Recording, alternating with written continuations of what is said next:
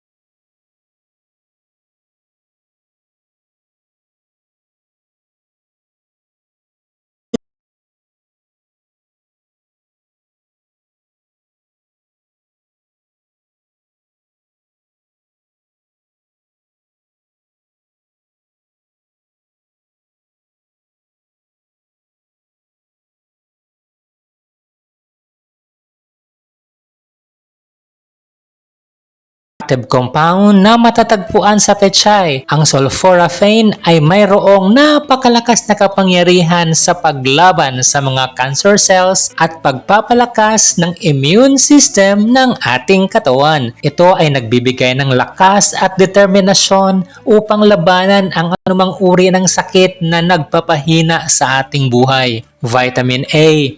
Ang pechay ay naglalaman ng mataas na antas ng vitamin A na kailangan para sa malusog na paningin at pangangatawan. Ito ay nagbibigay ng liwanag sa dilim, patnubay sa gitna ng kadiliman.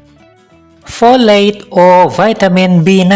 Ang pechay ay mayaman sa folate na critical para sa pagpapalaki ng mga cells at DNA at pagpapanatili ng malusog na mga cells sa katawan, lalong-lalo na sa panahon ng pagbubuntis. Ito ay nagbibigay sa atin ng lakas na harapin ang mga pagsubok sa buhay. Mayaman din ang pechay sa iba't ibang uri ng vitamin B katulad ng B2 or riboflavin, B6 or pyridoxine na kailangan ng katawan para sa enerhiya at normal na pag-andar ng utak. Vitamin C.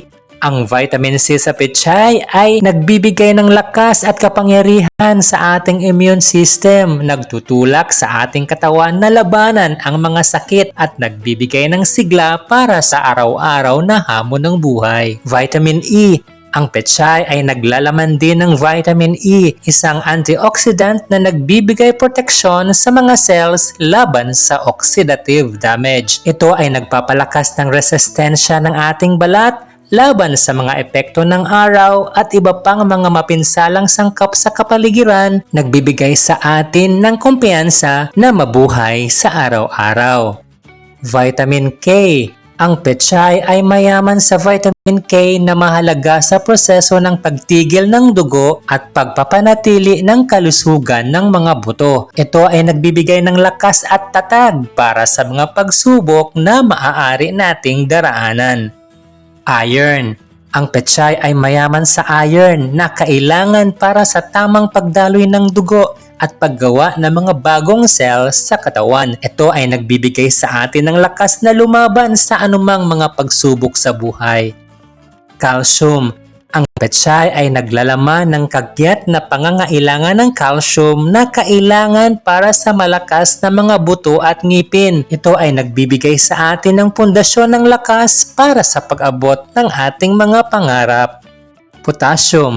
Ang pechay ay naglalaman ng potassium na nagbibigay ng suporta sa normal na function ng puso at nagpapahusay sa koordinasyon ng mga kalamnan o muscles. Ito ay nagbibigay ng lakas at tibay sa ating mga puso, pati na rin sa ating mga pangarap.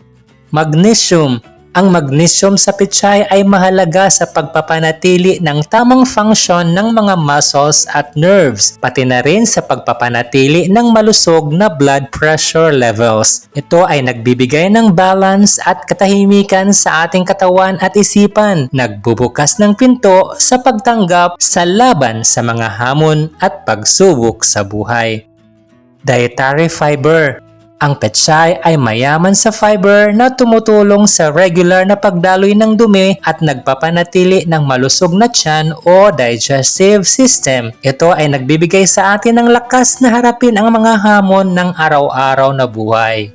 Sa simpleng pagluluto o pagsama ng pechay sa mga lutuin, maaari nating mapakinabangan ang mga benepisyong pangkalusugan ng pechay. Sa bawat butil ng binhi ng pechay na inilagay natin sa lupa, ito ay isang simbolo ng pag-asa, paglago at pagbabago. Ang pag-aalaga sa halaman ay hindi lamang pagtanim ng sustansya, kundi pati na rin ang pagpapalakas ng ating sariling lakas at determinasyon. Sa bawat punla na lumalaki, tayo rin ay lumalago patungo sa mas malawak na mundo ng tagumpay at kaginhawaan.